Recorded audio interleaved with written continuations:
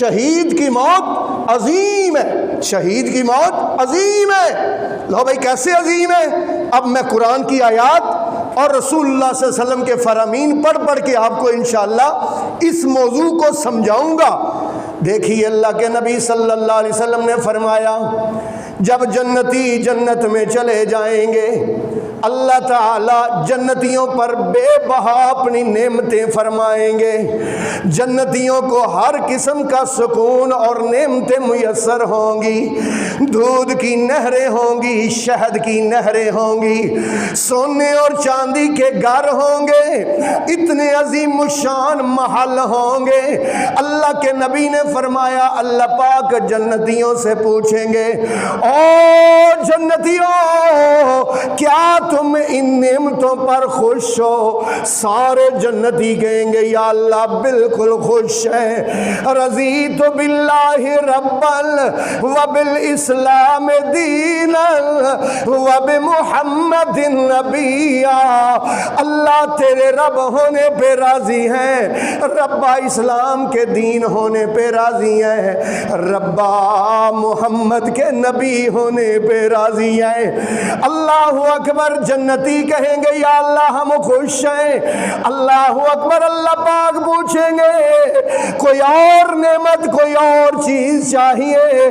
جنتی کہیں گے کچھ نہیں چاہیے یا اللہ ہر نعمت موجود ہے۔ پھر اللہ کے نبی نے فرمایا سوائے شہداء کے، سوائے شہید کے وہ اللہ سے کیا درخواست کریں گے؟ اللہ سے کہیں گے یا اللہ تیری جنت میں بڑا سکون ہے، بڑی نعمتیں ہیں، لیکن مولا ہمارا دل کرتا ہے کہ تو ہماری روحوں کو ہمارے جسم میں لوٹا کے دوبارہ ہمیں دنیا میں بھیج دے۔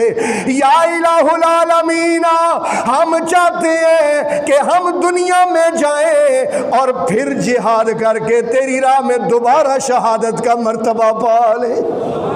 شہادت کی موت عظیم ہے، شہادت کی موت اس قدر عظیم ہے۔ حضرت عمر بن خطاب رضی اللہ تعالیٰ عنہ جب بھی دعا کرتے ہیں اور کیا کہتے ہیں اللہم انی اسألک شہادتا فی سبیلک وفی بلد رسولک، ترجمہ کیا ہے؟ ہر دعا میں حضرت عمر کہتے ہیں یا اللہ میں تیری راہ میں شہادت کا سوال کرتا ہوں، یا اللہ تیرے نبی کے شہر میں موت کا سوال کرتا ہوں، مالکہ موت بھی دے اور موت بھی شہادت کی دے، اور مالکہ تو اسے گزارش ہے موت شہادت کی اپنے نبی کے شہر میں دے۔ اللہ اکبر، اللہ شہادت کی موت عطا فرمائے نا، اس سے بڑھ کر موت تو ہر ایک کو آنی حضرت خالد بن ولید رضی اللہ تعالیٰ عنہ بستر پر فوت ہوئے، بستر پر تو خالد فوت ہونے سے پہلے پتہ سیف اللہ کیا کہتے ہیں؟ اللہ کی تلوار کہتے ہیں او دنیا کے بزدلو دیکھو اگر جہاد میں میدان جنگ میں موت ہوتی تو میں تو دنیا میں کوئی زندگی میں ایسا جہاد ہے نہیں جس سے پیچھے رہا ہوں، اور میرے جسم پر ہر قسم کے زخم ہے اور ہر جسم کا ہر عضو تلواروں اور تیروں سے زخمی ہے، میں جہادوں پہ جاتا تھا شہادت کی طلب کے لیے، لیکن شہادت اللہ نے نہیں دی، آج میں بستر پہ فوت ہو رہا ہوں۔ اللہ اکبر، یہ خالد بن ولید جس کو رسول پاک نے سیف اللہ کا لقب عطا فرمایا تھا، عمر کہتے ہیں یا اللہ میں تجھ سے موت کا سوال کرتا ہوں، موت بھی شہادت کی موت،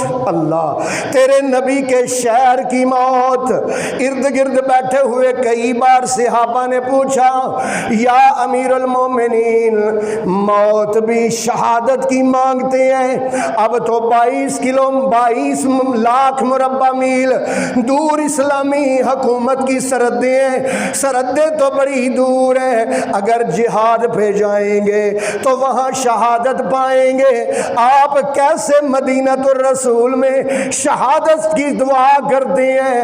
حضرت عمر رضی اللہ تعالیٰ عنہ بولے یہ عمر کون سا عمر ہے جس کے بارے میں نبی پاک نے فرمایا او میری امت کے لوگوں، اگر میرے بعد کسی نے نبی آنا ہوتا تو وہ عمر ابن خطاب ہوتے۔